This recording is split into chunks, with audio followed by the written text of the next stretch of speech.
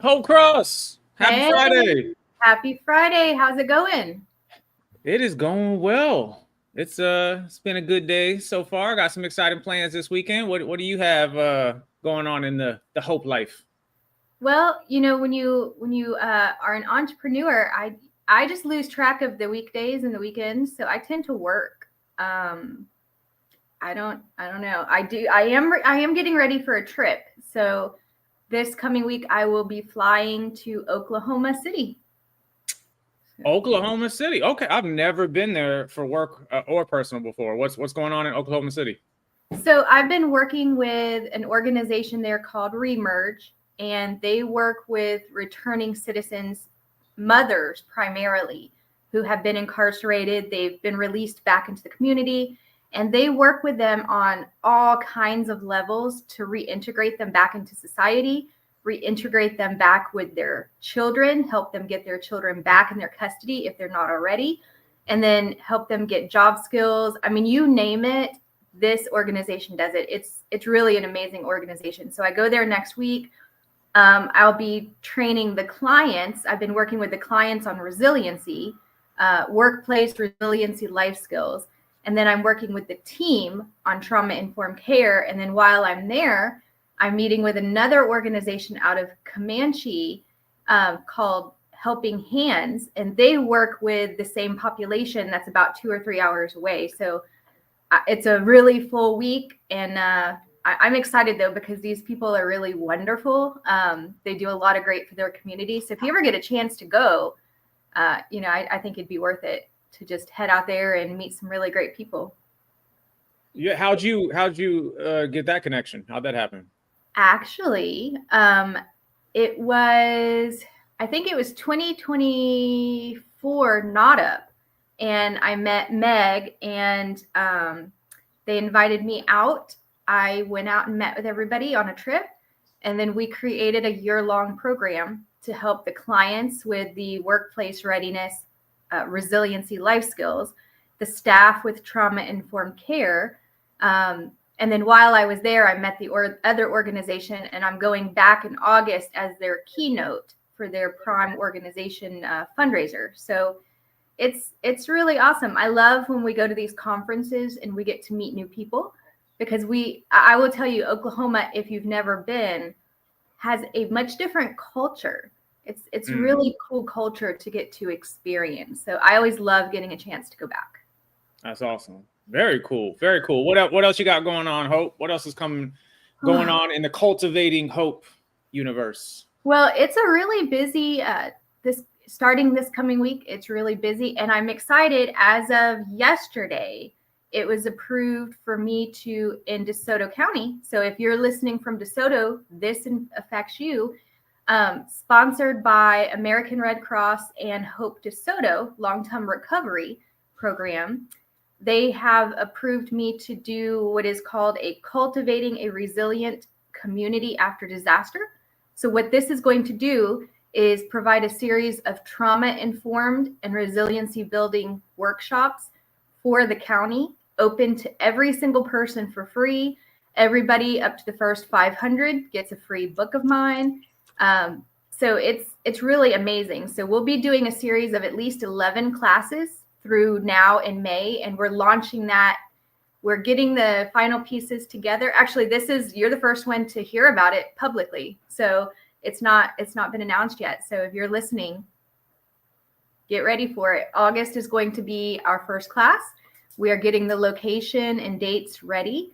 And then every month we'll have more classes just at various locations and at various times. So people can come after work or on the weekend. So it's really exciting. I'm excited because the idea is not just, when a hurricane happens, and if you're Floridian, there's a lot of work to do when it comes to repairing homes and properties.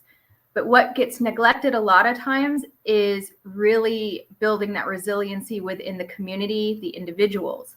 So these workshops are focused solely on building the individuals so that we build the community resilience.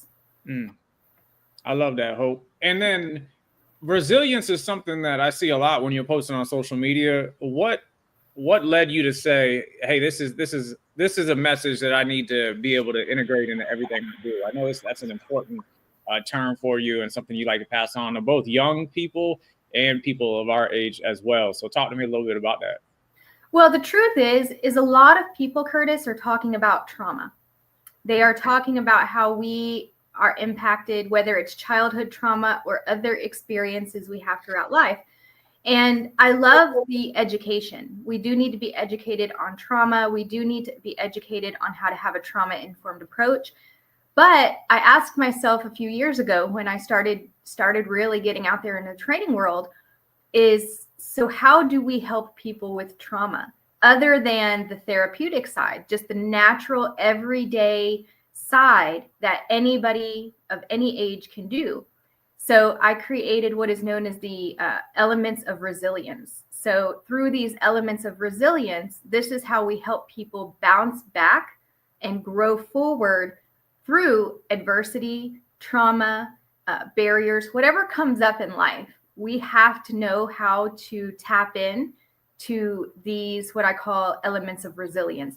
And what's nice is it's kind of like a muscle, right? If you don't have it today, doesn't mean you can't grow it. So some of these elements we have naturally, maybe we built them early in life, and then some we just learn to develop. So it's not something that's out of our reach. It's not something you have to go to school to learn. It's not something you have to have any special certification or background. You can be anybody of any age and adapt into these elements of resilience, build them within yourself so that when life happens, and it does, just like hurricanes, right? They happen. We don't like them. They come. We don't like them, but they come. We know how to face adversity and bounce back, but not just bounce back, grow forward. So that's really the idea and the whole, I would say, spirit of my organization is to teach people how to grow, how to bounce back and grow forward. Hence the name Cultivating Hope, because with hope, anything is possible. I love that, Hope. And so if you are not following Hope Cross on social media, before we dive into the episode, make sure you are connecting with Hope. One of the most authentic, inspiring, and open-minded people you will come across. If you have not had her with your organization, you need to, look in the mirror and be like, why am I not doing that? Let me go do that. Hope. So shout out your social media real quick before we jump into today's episode. So you can find me on LinkedIn, just under Hope Cross. And usually whatever I have going on, I have on there. And I have my phone number and all of that. So Curtis, I know that's what I have going on. What do you have going on in the next couple weeks or couple months? Oh man, nothing. I'm chilling. I got a little bit of break. One cool thing that did happen recently, it was announced that I'm going to be the keynote speaker for the Workforce Professional Development Summit in Orlando. And this is pretty cool because when I took on the title of Florida State Rep for C.A.P.E, my thing was I need to do more to have an impact on workforce development in the state I was born and raised. So to be able to now speak at one of the larger conferences in Florida as the keynote, that is very, very cool. And also next week, I am doing a live stream. And if you register to this live stream through StreamYard, we are going to hand out a free registration to the C.A.P.E conference that's coming in Florida next year. So usually that's around, I think, like $600 or so. We're going to comp that for somebody who attends our live stream, our C.A.P.E live stream next week. I'm also going to do a free training as part of that live stream and hand out books. So on the workforce side, we are moving, Hope. Got a chance to be the keynote coming up in September for the Workforce Professional Development Summit. And we're making some moves with C.A.P.E to make sure C.A.P.E has a larger impact on Florida, specifically on the workforce side. So, besides that, I'm just, chilling with the family, watching Disney movies, Moana. No, that sounds exciting, Curtis. And can anybody register for this live? Yeah, Hope, and that's a good point. And while you're talking for me, let me go ahead and grab the link, and I'll go ahead and put that in the chat so anyone can register for this webinar right now as we speak. It keeps going up. We have 192 people registered for this event. It's called Job Seeker Motivation, a free national webinar. This is open to the entire country. Let me go ahead and put the link in there. And again, we're gonna hand out a free comp registration to their conference in Florida. Unless you prefer to go to the C.A.P.E conference that's in Mississippi coming up, we'll make that happen too. But we're handing out a free conference registration. We're going to be handing out books, and you're going to get some training. So this is one of those things. As soon as I became a Florida State rep for C.A.P.E, I was like, what can I do right away? I got some big ideas, but what can I do right away? And doing a webinar / training, hey, we could do that in our sleep, right? So we're going to make it happen. What's the date of that? So that's next Wednesday. And that is at, let me just double check, 12 p.m. So 12 to 1 next Wednesday through StreamYard. You will have the opportunity to watch that through LinkedIn, Facebook, X, all the YouTube channels. But if you watch it through those social channels without registering, you won't be eligible to the comp registration at a conference, which this is a national conference. Hundreds and hundreds of people are there. People in this industry that you want to interact with, engage with. It's a good time. They have little parties. They have food. Like this is the place to be. So we're going to hand out a free registration for that and some books. So if you want to be a part of those prizes, you have to register through StreamYard. I just put the link in the comments. So go ahead and make that happen. Awesome. Curtis, I'm going to register for that. I am traveling, but I'm wondering if in the airport I can log on. So, and if you've not got a chance to attend a C.A.P.E conference, I do believe, what is it? Southeastern Training Association. Did I get that right? Employment. Okay. It is a phenomenal organization. I've attended, I think, 3 times. The last time I attended was in Savannah, and I loved that conference. It was amazing. So, and I will be attending the one in Biloxi, Mississippi coming up. So yes, make sure you rock it, Hope. You're representing here. Hey, we got to represent Florida. So yes, so I love that. So yeah, if you're watching, I highly suggest, if you're doing anything with anybody in the workforce or even workforce reentry, it's really worth getting on and attending. And if you've never heard Curtis other than a podcast, get on and check it out, because Curtis brings a lot of value to individuals and organizations as a whole. So Curtis, I'm excited about that.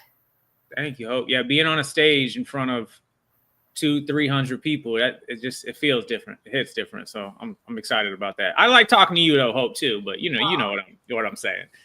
So let's, in the spirit of that, Hope, let's talk about what we're doing today for the episode. We do not have any guests because we wanted to do a longer version of something we played with on a previous episode. AWARE stands for asking why and requiring everyone, with the whole point of that acronym being the why. You can't get the solutions, you can't get the good conversation unless you have the ability to ask some good questions. So what I have in front of me, Hope, is, and I'm not going to put the wheel on the screen, Hope, because I don't want to mess with the optics of this going back and forth. So instead, what I'm going to do is I'm going to spin the wheel. Whatever question comes up, I'm going to go ahead and put that on the screen for the viewers so they see it. And then you and I, Hope, in real time, let's see what comes to mind and if we could answer this question. If we can't answer the question, let's just keep it moving. If we can, then we will. I have not looked at any of these questions in advance. Neither have you, Hope. So I'm hoping this will just be a little fun back and forth, and we'll see where the conversation goes. What do you think? I'm excited. I actually really like the wheel of questions because it keeps us on our toes. And then it also has the opportunity to help those in the field and the leaders leading those people to, get some insight from our experience. So I really like this portion. So let it roll. And what's up, Squirtle Jones? We got a Squirtle Jones joining us. We appreciate you, just like Squirtle Jones just did in the comments. Squirtle Myrtle. Squirtle Myrtle. You put your thoughts, your questions, what's going on in your world in the comments as well. If you have a question either about child welfare, workforce development, juvenile justice, maybe being in a helping profession, I don't know, you want to ask about Hope's painting in the back of that bull, whatever comes to mind, go ahead and answer or ask your question, and let's make it happen. So I say all that to say, Hope, let's go ahead and do this first spin if you're ready for it. Let's do it. Let's rock it. Dun, dun, dun, dun, dun, dun, dun. Spinning, spinning, spinning, spinning. And it lands on. Curtis, I can't see it. Oh, no, because I don't want to go back and forth between screens. So just okay. whatever it lands on, I'm going to go ahead and put it in the comments. And then I'm going to put it on the screen. Here is the first question that came up. There it is right on your screen, Hope. It is, what's one thing you've unlearned since joining this field? Ooh. One thing you unlearned. So there is anything when you first get into a helping profession or any job that you think you know, and then you realize after that maybe that's not the case. So I'm gonna give it to you first, Hope. What do you think? What's something you unlearned since joining the field? So Curtis, we could talk for a long time about this, because if you get in the field and you don't unlearn some things, then I'm scared. But I would say the first thing that I unlearned, or maybe the main thing, is people do not end up in bad situations necessarily because of it. And I know we don't have time to unpack this, but it's not always because people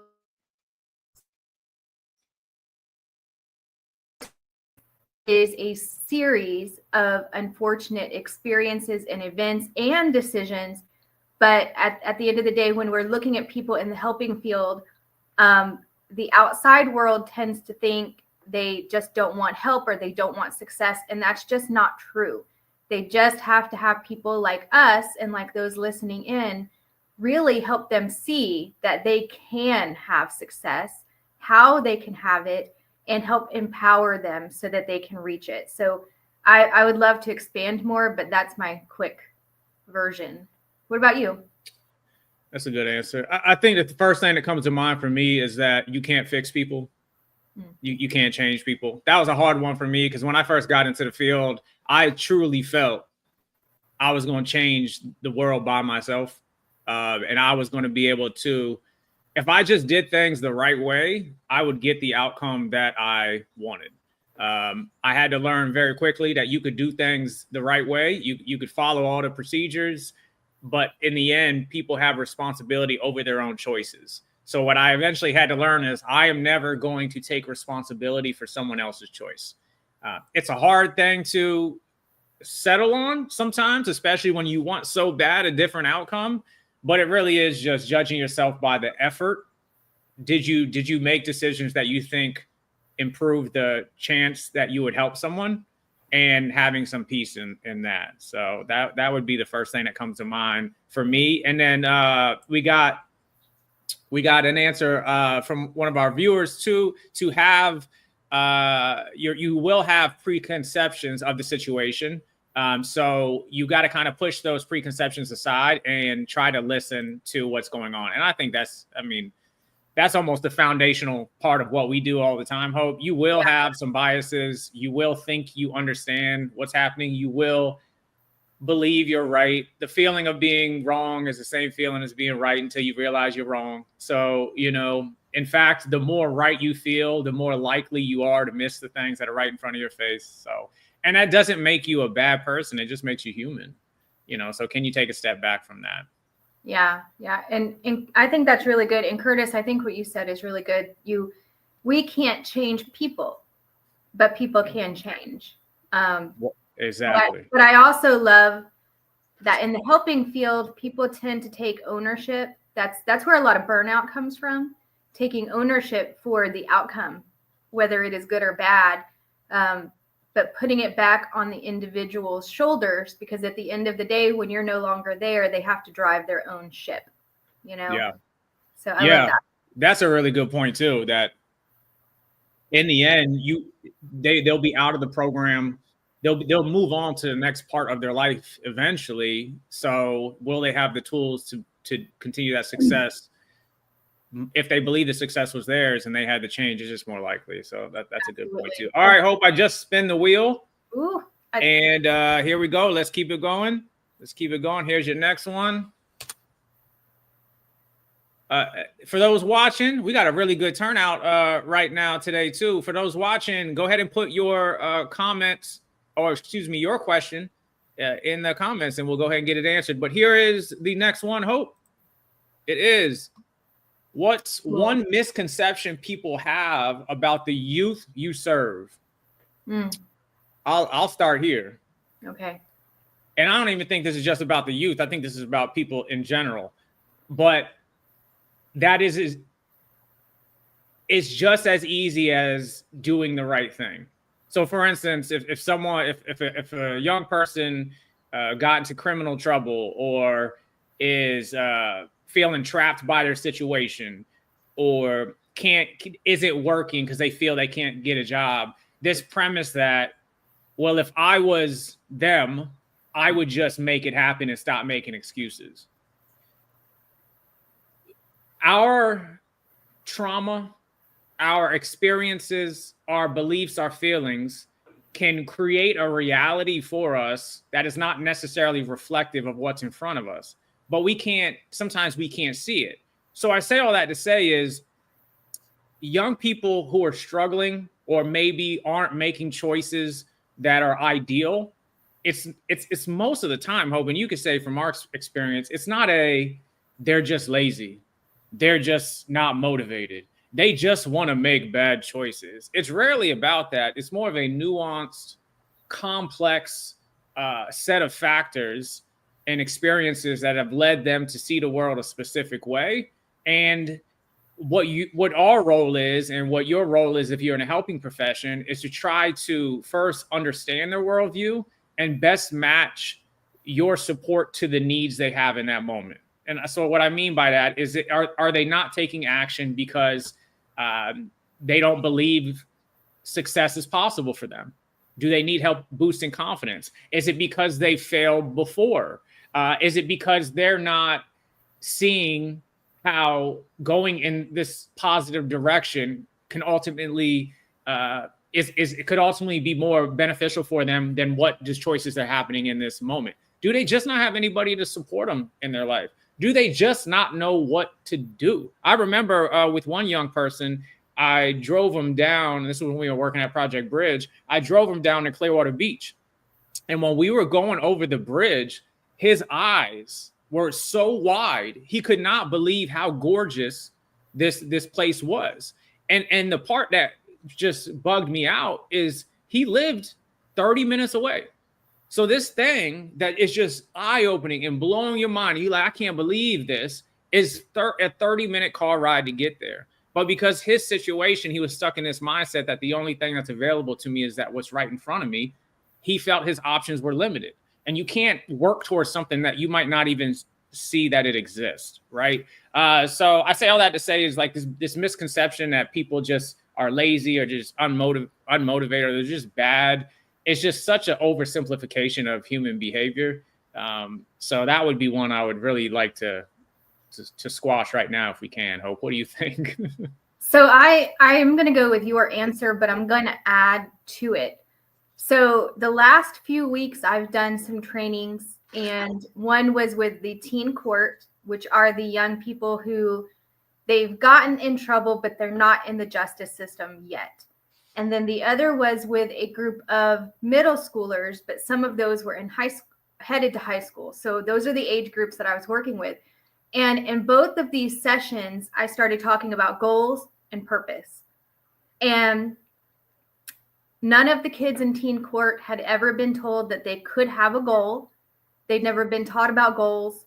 They'd never been taught they could do anything outside of what they saw every day in their community. So when I was sitting there with them at that table, I was the first person to bring awareness to the fact that they could do different, that they could do more. And the same with the other kids in the middle and high school. Those particular kids were not involved in the justice system. These were the highest ranking kids in middle and high school. And they had never been told that either, nor had they been told that they have a purpose. So I just want to say what you just said is exactly right. I think sometimes people look at young people, high risk young people, underserved young people, and feel like the decisions they make are because they are bad or because they don't want better. But the truth is just like you and me, if we don't know it, if we don't know something, we don't know until we do know. And that's the same with children and young people, is they don't know until they do know. And that's where the community and the village comes in, to let children and young people and even adults, because sometimes people make it to an adult age. I have an 80-something-year-old in one of my classes who had never set a goal in his life. Never. So I want to bring awareness to that. If you are looking at young people, or even people in your services, and thinking like this about what Curtis had said, then a lot of times it's not because they don't want it or they can't. It is a lot of times because maybe they don't know. And maybe you're the first person that's sitting in front of them telling them that their life can be more. And then, you know, there's some guidance that has to happen to teach how, and to teach that they can, and to empower, right? So I think that question is really loaded. We could do a whole session just on that question right there, I think. Yeah. That's what I've got for the, you know, quick answer. I agree. I think sometimes, and not even if you're in a helping profession, we get so caught up in what someone is saying versus why they're saying it. You know, you hear a young person say, you know, I don't want a job. You get caught up on, you know, what the heck? They don't want a job. They're lazy. But it's really looking at the underlining is what's motivating this behavior and getting some understanding. So I got another one. Hope just spun the wheel. This is a really interesting one. So I think I'm gonna pass it to you first before me, because I'm not even sure what my answer is to this. So let's go ahead and put it on the screen. Hope, what's a guilty pleasure or hobby you have that people would not expect? Oh, you know what? I put pretty much everything on social media, but yeah. You know, I'm not a real deep person when it comes to my hobbies, but I do love. I'm a Floridian, and I love the beach. So I like to go kayak. I like to go to the beach. I like to walk around C.A.P.E Market. Even if it's just for a couple hours, it is something that I'm trying to pack into my. I used to do it once a year, but now I'm trying to do it once every couple of weeks if I have time, just because it really does. It's self-care, but it's also fun and exciting and relaxing. And I have learned in life, Curtis, sometimes we think we have to do everything or nothing, so we put things off. But I have learned to pack a lot into 2 hours, so I don't feel that I have to have a 5-day vacation. I can go take 2 hours and enjoy myself and get just as refreshed. So that's my little guilty pleasures, is the beach, kayaking, the beach, that kind of stuff. That's a healthy guilty pleasure, though. Hope you don't need to feel guilty about that. You feel great about your taking care of your mental health there. Yeah. Well, I guess I don't feel guilty, so maybe that's not an answer. So I don't know. I don't know if I mean, when I think guilty pleasure, like, for some reason, this might be a dumb answer, but I was thinking about this French onion dip that I have in the fridge. It's not healthy for you, and anytime I buy it, it doesn't last long. So, you know, getting that big thing of French onion dip, a good bag of chips, putting on some sports on the TV, and just being unhealthy and unproductive, I would say that's the guilty pleasure that comes to mind there. I do like chips. Yes. And then one of our viewers here said journaling.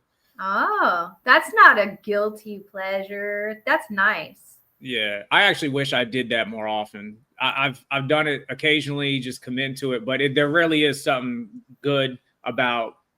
It's one thing like reflecting and thinking, but then when you put that down on paper, I think that's super helpful. So I agree with that one. Yes, thanks for adding that, though, because I think that is very important.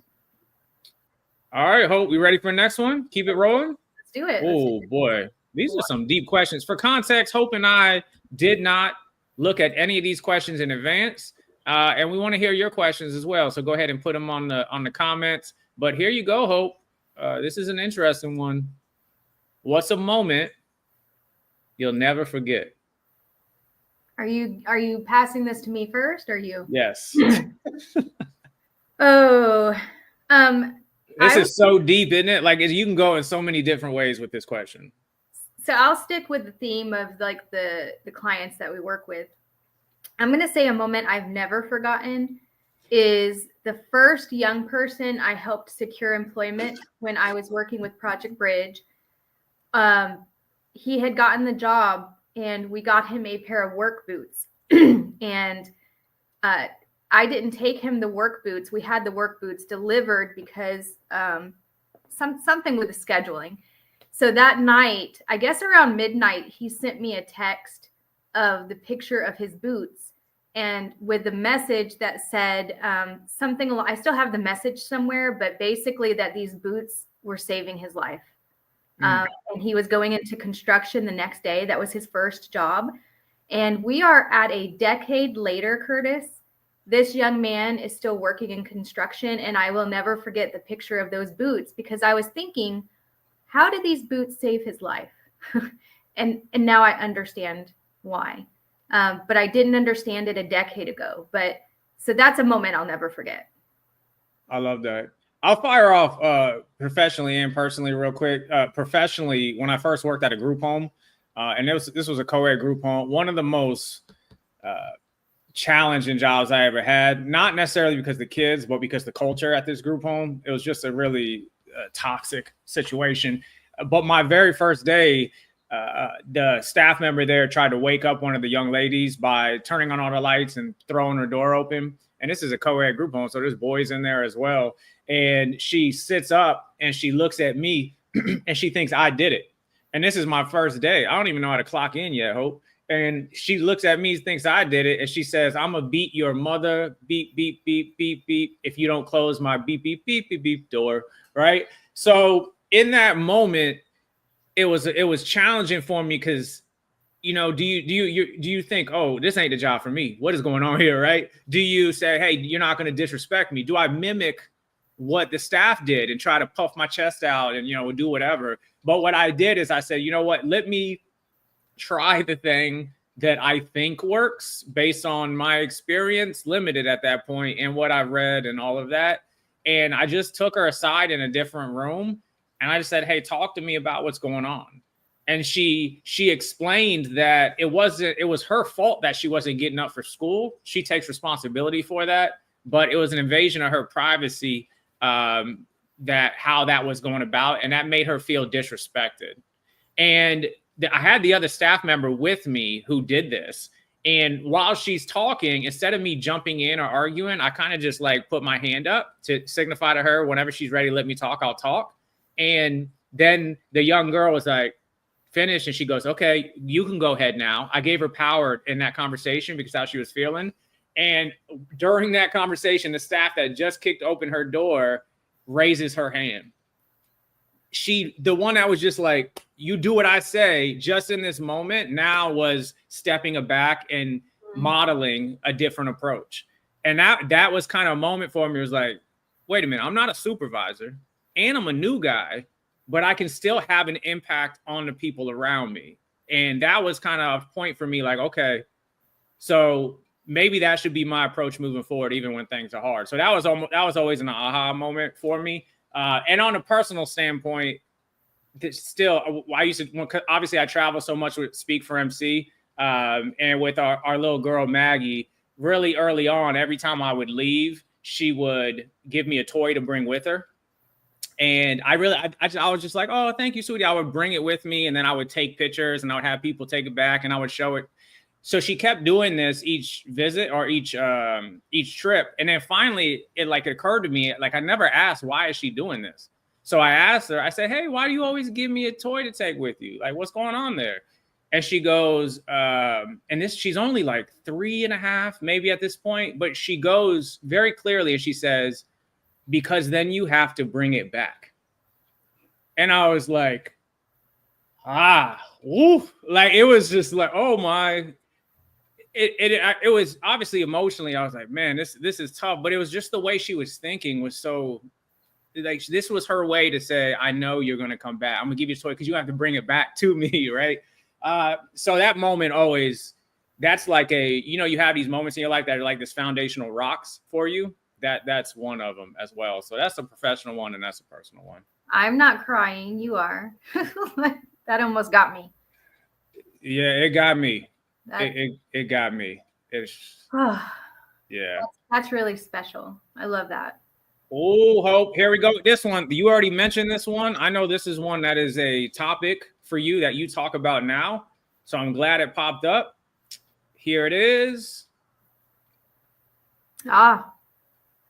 Ooh. How do you avoid burnout before it starts? How do you avoid burnout before it starts? And then Miss Jones, I see you put a question in the comments. We're going to get to yours next. I think that's a good question. We'll get to that next. But how do you avoid burnout before? This is kind of an interesting question because can you avoid it at some point? I mean, I feel like the longer you work in the field, it's just natural at some point for it to a version of it to happen. But tell me what you think, what comes to mind when you hear this question, Hope. So it would take a lot of time to really unpack burnout and compassion fatigue.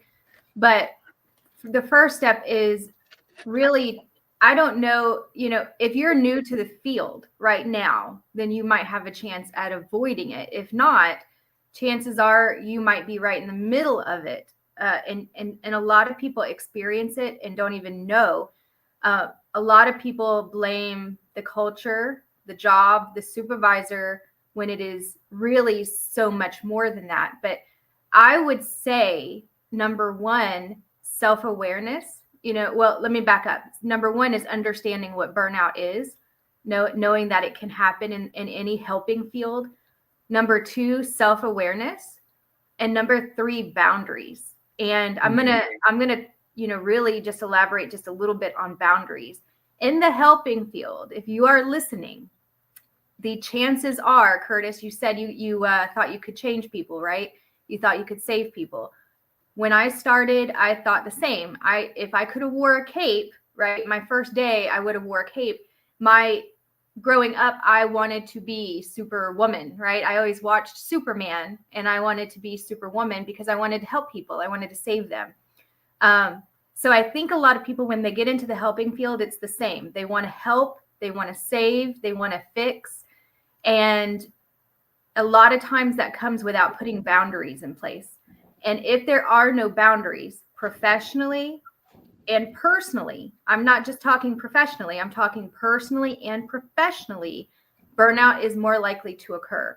So putting healthy boundaries in place, knowing when you can step outside of those boundaries and when you need to not step outside of them, that's really, and I do have a boundary checklist, Curtis. If somebody's listening and they want that checklist, I created it.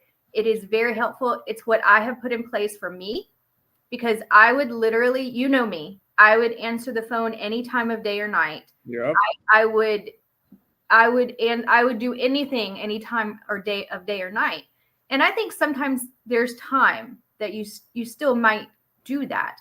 But what I learned when I started putting boundaries in place is the people that were always calling at 3 a.m.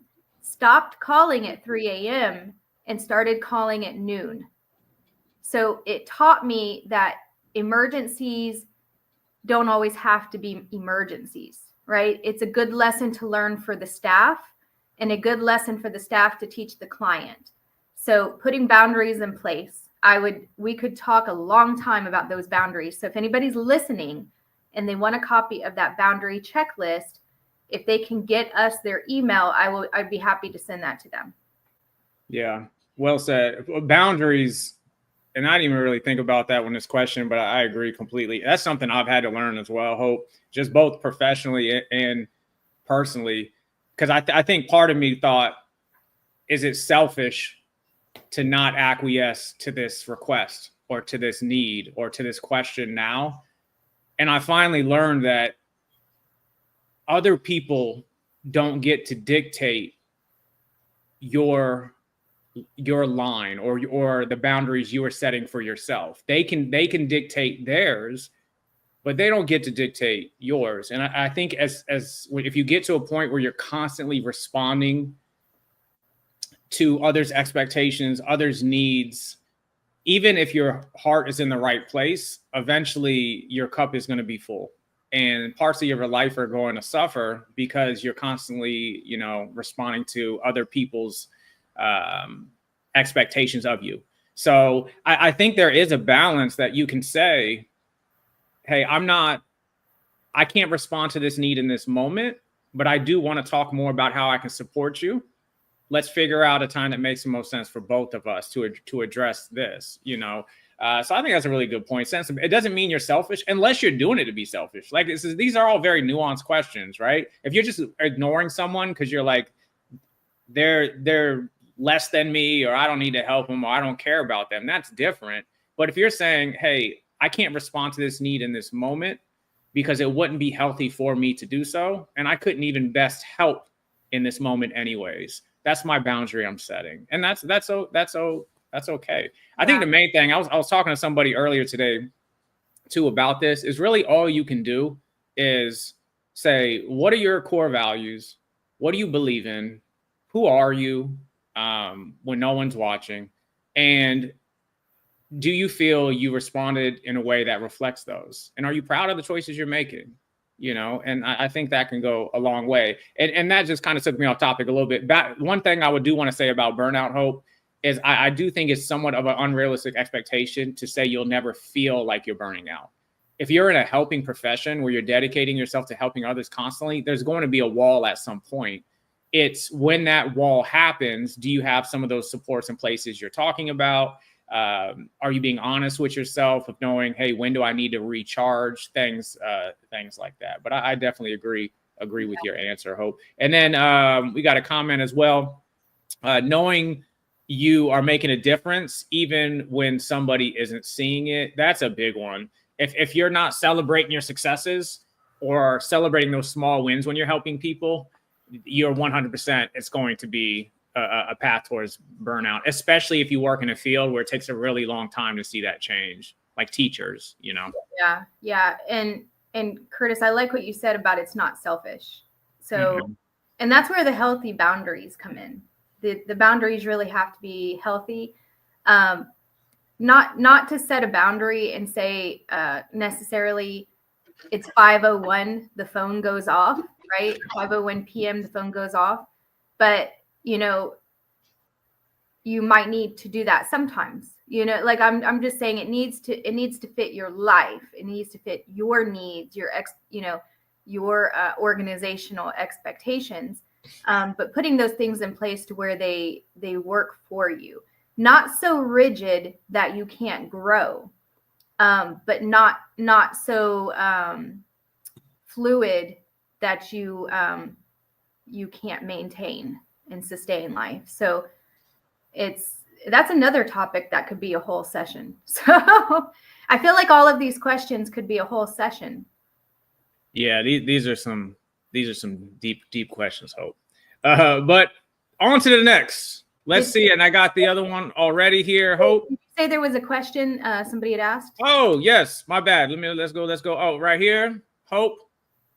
What is your most treasured moment or two that touched you and sent you on a journey of healing others? So we kind of talked about your best memory, but it sounds like this question is more about something that sparked you to maybe get into the helping profession or help others. Like, and that anyone who's in that field, almost all of them, unless they kind of just fell into it, have a why. Like something told them, you know what, I want to do a job that doesn't pay a lot, but I want to help and make a difference. So what moment, Hope, maybe told you, all right, I need to be in a field that helps other people? Well, funny story is I did not want to be in this field. I was set on going into a field of journalism and criminal justice. So that was what I was doing.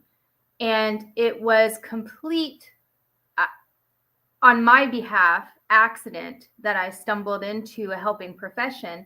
And it was with my church. My church was going to do a volunteer day with 80 incarcerated juvenile girls at a facility, very high risk girls. And when we, you had to go through these gates and you had to be checked in, go through security. And I remember walking up the pathway they had these little footsteps that were painted on the pathway. And I remember thinking, like, this feels good, this path. And I didn't understand what I was thinking. I was very young too. And then when I walked in, there was a window that oversaw the courtyard of these 80 girls walking around. And something just kind of tugged at my heart. And then I spent the whole day working with these girls. And one of the staff out there, I thought she was a staff member. She was actually the director of the organization, but I guess I thought she was just a staff. So she asked me if I wanted a job, and I told her no. And so she said, she kind of tricked me, Curtis. She said, "Hey, you believe in God?" I said, "Yes." She said, "Well, put the application in and just see what happens. And if it's not God's will, you won't get it. And if it is, you will get it." So I said, "You know what? I can go with that." And so I put the application in on Tuesday. I was called on Wednesday, interviewed on Thursday, hired on Friday, started on Saturday.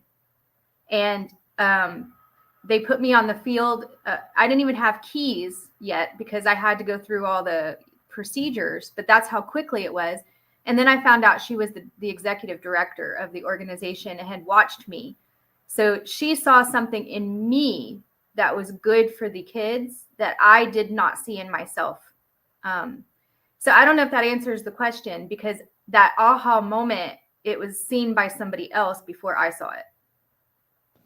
So yeah, and I think that happens a lot. That kind of goes back to what we were talking about with the misconception about youth. It's the same thing with us, is like someone opening on a door, asking a good question, planting a seed, having your back. Like all of these things could lead you down a path that otherwise wouldn't have happened. And that's why it goes back to just surrounding yourself with people who genuinely care about you and want to see the best for you could go a long way as well. I don't know if my answer is a treasured moment, but I do remember after high school, dropped out, got my GED, went to community college for a little bit. What didn't really have a path. I was just going because I was told that's the thing you're supposed to do.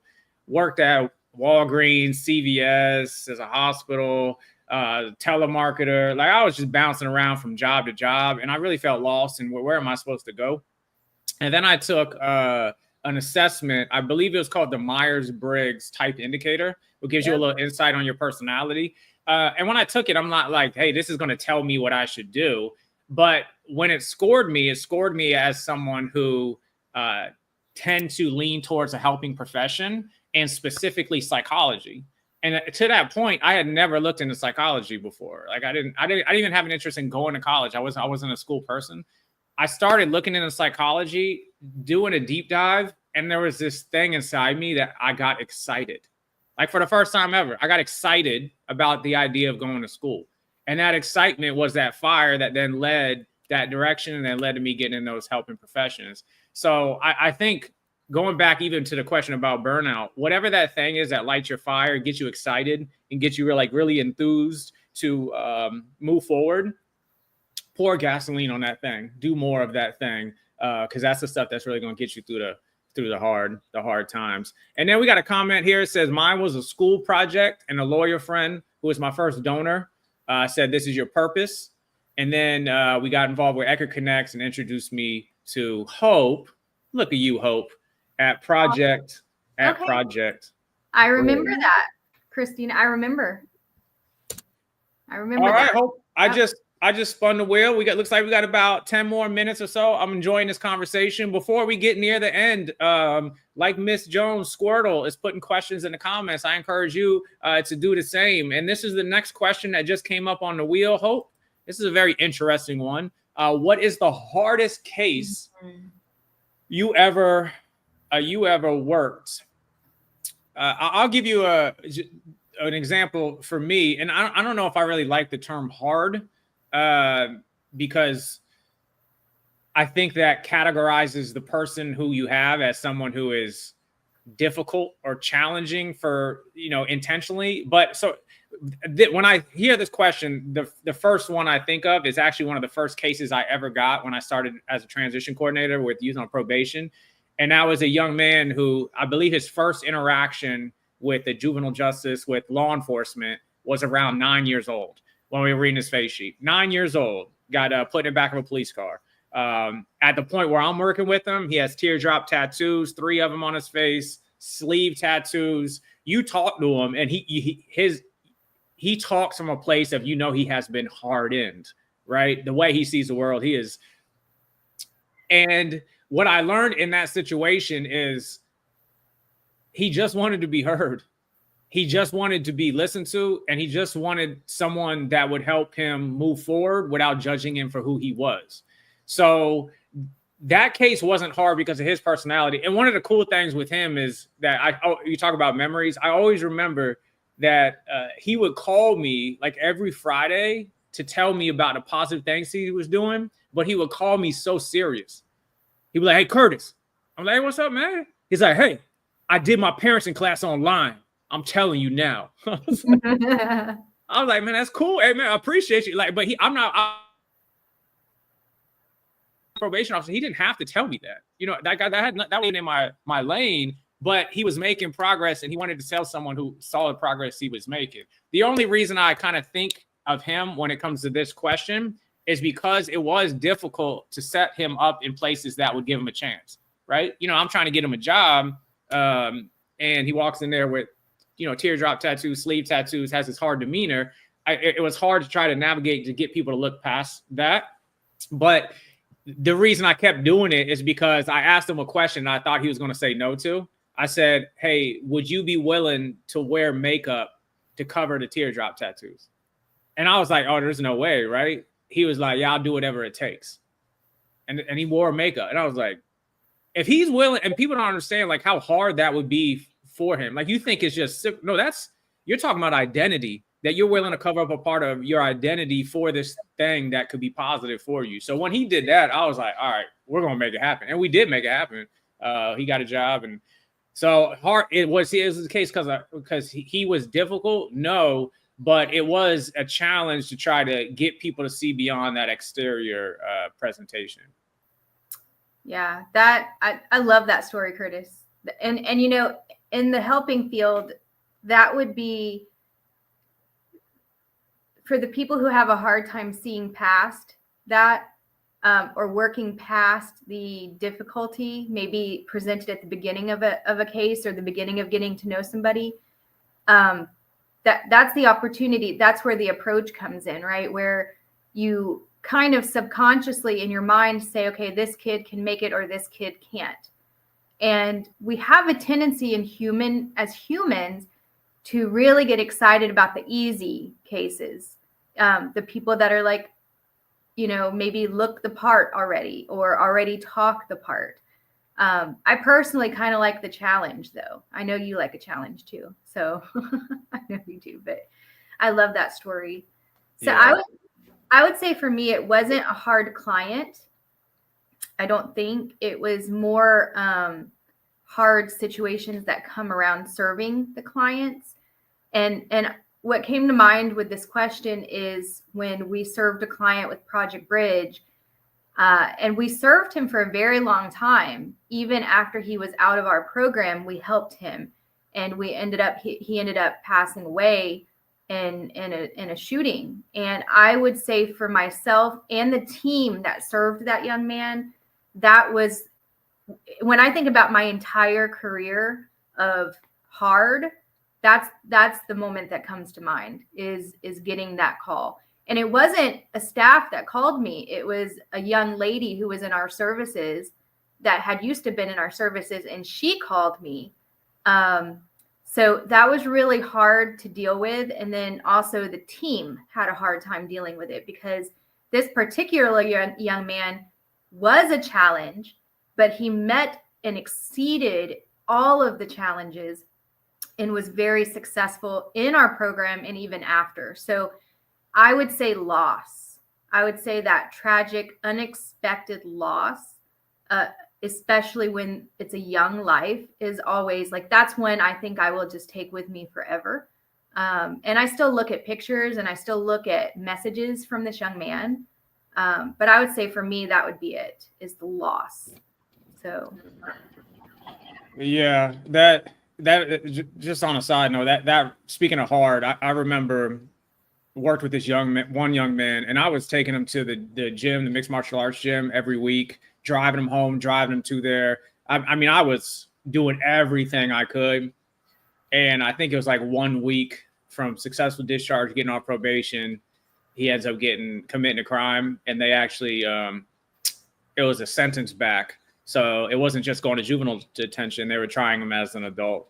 And it was just, and it goes back to our initial point that, do you feel that you did everything you could? Because there's going to be those hard moments, but if you take responsibility for other people's choices, it's just going to drag you down with it. And that's where that burnout could come.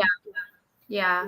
That loss. And then what you just said, it's loss, but a different kind of way, right? Like the incarceration, and I know people listening to us, Curtis, I know that they probably have experienced different kinds of that hard, right? Or loss. So, it's important. If you are listening in at this moment, this is where you need a support system. This is where you need boundaries. This is where you need self-care. These hard cases and these losses, this is where you need to know how to take care of yourself so that you can keep pouring into others. Agreed. Awesome, Hope. I got my question here. I also Hope just sent you a text. You take a look at that when you get a second here. Let me go ahead and put the next question in the comments. For those watching, put a question in the comments for us, and we will answer in real time for you. All right, Hope, here is our next question from the wheel. Speaking of questions, what's a question you wish more people would ask about the system? What's one question you wish more people would ask about the system? Wow. Hope. And I like how this question just says the system. So you could go any direction you want. Does something come to mind for you immediately?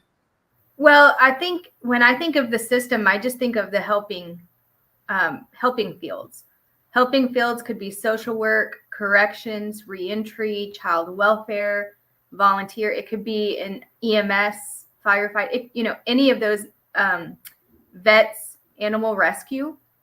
And so I would say not so much what is the question I want people to ask. I just want people to ask questions that they want to I want people to ask questions and really want to hear the answers to understand the system. It's not so much one question, because people do come with misconceptions, preconceived notions. And a lot of it is just because of their experiences growing up, or media, or social media. They think the system is this one thing. For example, I go into prisons a lot in the adult world. So every time somebody asks me what I do and I tell them that, they get this look of shock on their face, and they wonder why I want to go into a prison. And I have to explain to them why. And it's because they have a misconception. And then their next question is always, don't you feel scared? And the truth is when I go into these prisons with the people that I go to see, more times than not, I feel safer there, because there's not a lot of people trying to go into the prisons to help. So I would say that they're very protective, that those men and the women are very protective of the people who come in to see them, that I would feel safer there than even standing in Walmart on a busy night in an unknown city, right? So just asking questions and really wanting to know and understand what makes the system, what makes the person, what makes the people of the system. That's my question. That would be my response to that question. Yeah, I think you hit the nail on the head. Hope is, Lupe Fiasco has a song where he said, "You can't take back the questions you never ask." So I'm all about asking all of your questions. I think you should continue to ask questions. where my advice would be on this is just don't ask fake questions. Ask questions with a genuine interest in learning and discovery and being open-minded to the answer you might receive. I think sometimes we ask questions out of a place of anger or assumptions or biases, that if we're then asking a question that starts there, we're going to be more prone to block out any answers that don't align with what our expectations were of that question.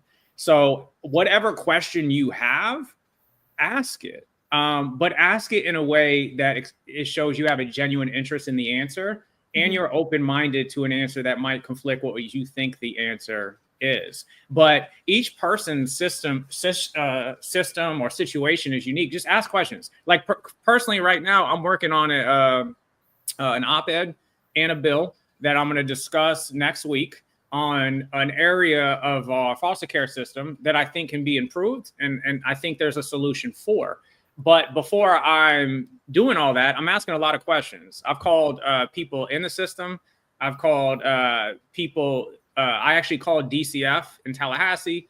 I called some local agencies here in my county, and I'm asking a lot of questions to try to determine what direction to go as I'm going in this particular direction. So I say all that to say is ask whatever questions you have. Questions are great. Questions are phenomenal. Just ask them in a way that increases a likelihood that you'll actually get an answer. And the way to do that is to be genuinely interested and open-minded to the answer of that question, even if it doesn't coincide with what you think should happen. And the other thing too, I was talking to someone recently, and Hope, I did lose your camera. You want me to put you back there, Hope, just as a heads up? There you are. Okay. I did talk to someone else recently, Hope, who called me and wants to make some changes in the system. But their questions that they were asking were framed in a very intense way. Like I think one of the questions was, why are they so corrupt? Was the question, right? Mm-hmm. And I said, look, maybe they are. Like, I don't know. I don't know your situation. And if I was in your situation, I might also feel that way, right? So I get it. Now, the next part of that is framing your question that way going to increase the chance that you learn something and that you get an answer that really adds value for you. The answer is no. If you come at someone with a question, like, they're just not going to be open-minded to the answer because they're worried what you're going to do with it, because you're already coming from a place of attacking someone. So whatever your questions are, if you're asking to a young person, if you're asking it to a stakeholder, ask your question in a way that expresses a genuine curiosity in the answer, and be open-minded to an answer that might not necessarily reflect why you're asking that question in the first place. But I'm definitely an advocate for asking. Do not, you can, if you ask a bad question, you can apologize later, but you can't apologize for a question you didn't ask. So that would be my guidance on this particular question. Right. And I like that, Curtis, because asking questions isn't the point behind it isn't to push people in a corner or to prove a point. It's to understand. And when the understanding can happen, or at least the conversation can be had with open minds from all parties, then real change can happen. So we have to really be self-aware. Are we asking the question because we want to see the change, or because we want to be right? And wanting to be right doesn't change anything. It just boosts our ego a little bit. But the idea here is to create change, to create hope, to create better systems for the clients that we serve. And at least that's my goal. I know that's your goal. I believe it is the goal of most people in any kind of helping field. It's just a matter of being self-aware about why we are asking certain questions, how we're asking the questions, and then if we're actually open to real conversations, even if they're hard. 100%. And just one quick example of this, Hope. I remember I had a young man over in Sarasota near your area, and I was doing an intake at his house, and we were doing an intake in the front yard. And one of the very first questions I asked him is, what do you think you need to do to get off probation? And he looked at me so pissed off and he goes, if I knew that, I wouldn't be on it. And I realized, you know what? That was a fake question, because I wasn't asking a question to genuinely like understand his perspective. I was asking a question to try to put him in a position to answer, so then I can say, well, all right, we need to do this thing that you're not doing. It was more of a, I'm asking this to solve your problem, as opposed to I'm asking this to genuinely understand you. So I say all that to say is I ask bad questions all the time too. We all do. It's human nature. It's just really stepping back and trying to be self-aware and saying, all right, does the way I'm asking this and what I'm asking, is it genuine? And it will increase the likelihood the person will actually feel open to answering. Right. And that's a great example. If I knew, I wouldn't be here talking to him. Yeah. Like that. I even told him when he said it, I was like, man, that's a good point.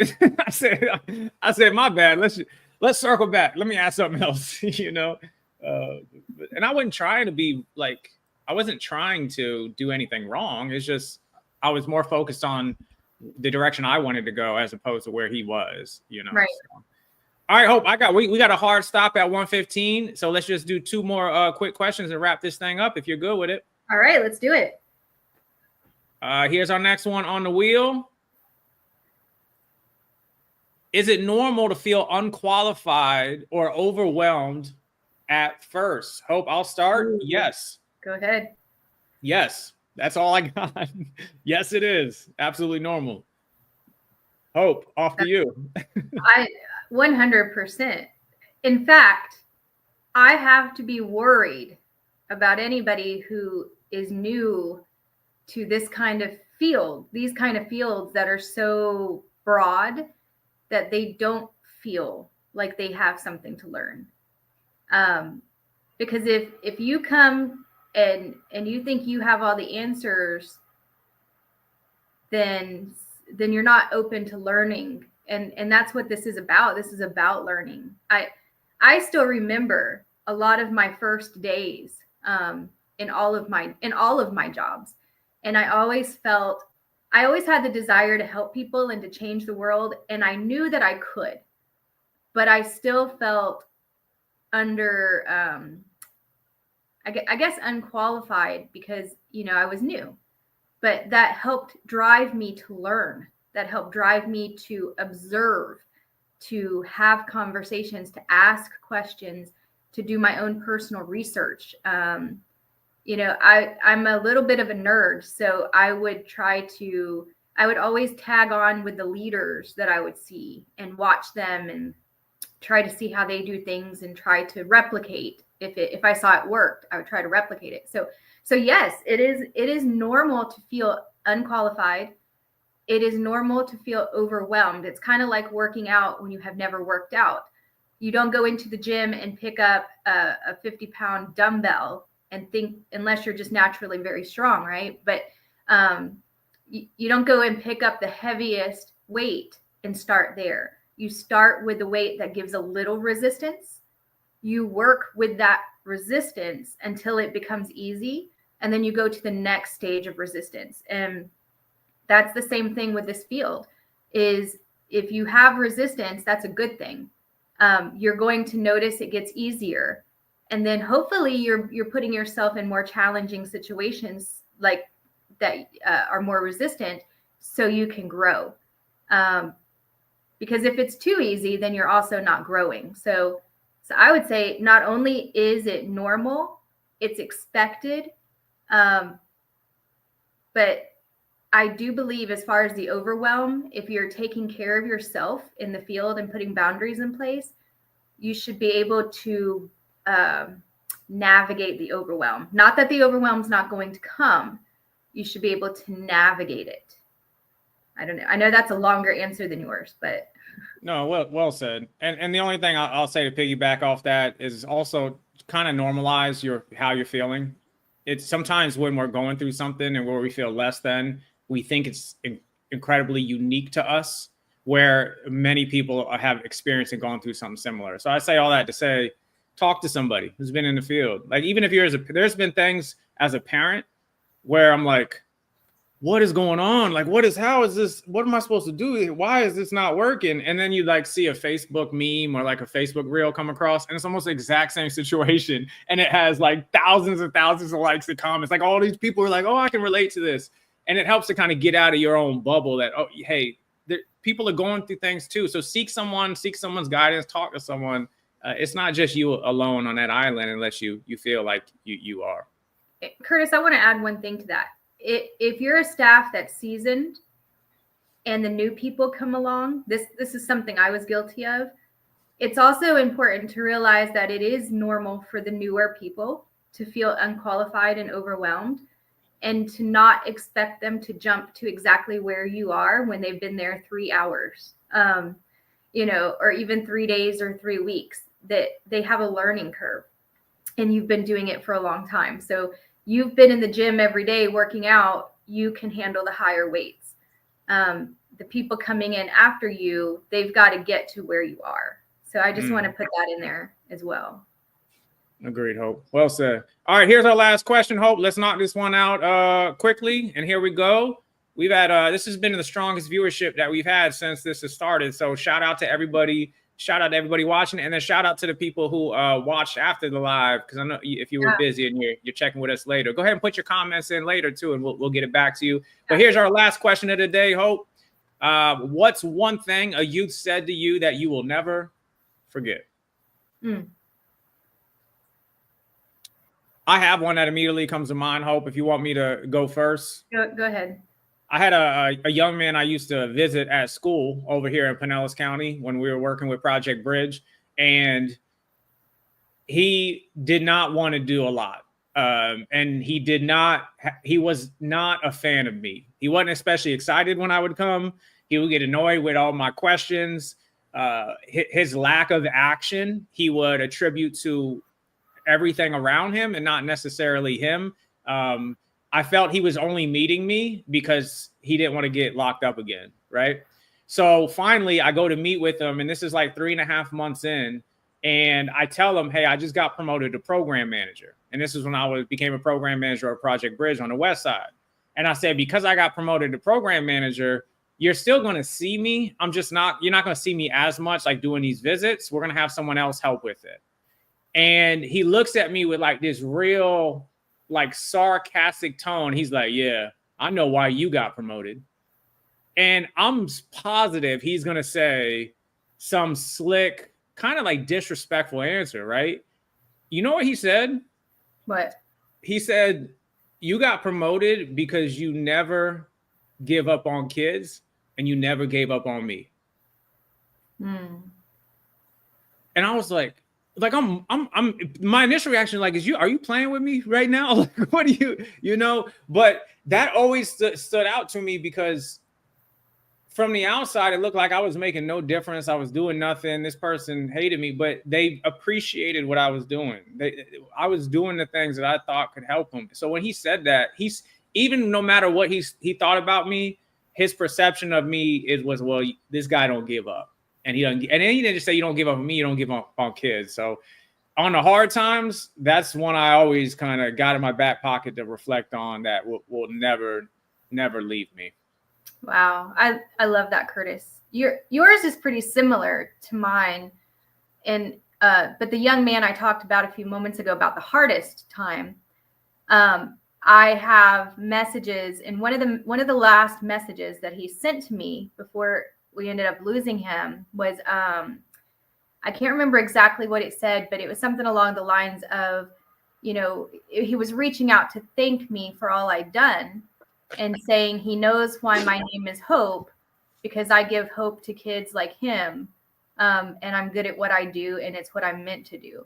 And it's funny when we hear these things from the kids, because a lot of times we don't hear them right away. This was years for this particular kid. It was a few years into serving him. So, and sometimes I think we don't ever hear it. They might think it, they might know it. They just may not know how to say it, or even that they could or should say it. But I do think that stands out to me, and I'll never forget that. And I'll never forget it, one, because I have it have messages. So, but it's good to know. And I will say, if you are a client and you are being helped in any helping field, reach out to those who have helped you along the way, whether it was a teacher, a bus driver, a social worker, an officer, whoever it was. Reach back out and just let them know how they made an impact in your life, because you never know what that person might need to hear today. It could be a text, it could be a message. I would just reach back out and give them a sentence or two and let them know how they helped you. Absolutely. Well said, Hope. So we have reached the end. We have gone 5 minutes over our determined time, which, I mean, it's to be expected at this point with me and you, Hope. This reminds me of our meetings back in the day. It would just keep going and going. I really enjoyed this episode, Hope. I think we'll talk offline to figure out a way to consistently bring this type of approach to the show. That it's been the highest viewer engagement too, as well. So I think there might be something there. For those that watch live with us, we truly appreciate you. For those watching later, and if you have a comment or something you want to add to one of our answers, go ahead and put that in the comments. But before we go, Hope, any final announcements or messages for those out there? I would just say, I really like these questions. I think they're very helpful. And I would say anybody watching, whether you've watched live or you're catching up later, if you've listened to a question or you have your own and you want to know more about something, let us know, because I'm sure that either Curtis and I could put something together to maybe elaborate on some of these questions. Because like you've heard me say, some of these questions could have been a whole session. Yeah. Maybe we can do something that elaborates a little more on some of these questions, but we need to know what you want to know more about in order to make that happen. So that's all I got. And these answers are our answers. They're nobody else's answers. So your answer might be completely different, and that's okay. That's how we get to some conversation and eventually some change. So I appreciate you, Hope, as always. We'll connect soon. Appreciate to the audience joining us for this one. Miss Jones, thank you for being so active in the comments. We appreciate you as well. Everyone have a safe, healthy weekend with your family, your friends, and I'll see you next week. Bye. Bye, Hope. Bye. What if we helped people who help people? Speak for MC provides training, motivational talks, personal reflections on parenting, resilience, and working through adversity. Welcome to Speak for Maggie's Change. Hit that subscribe button.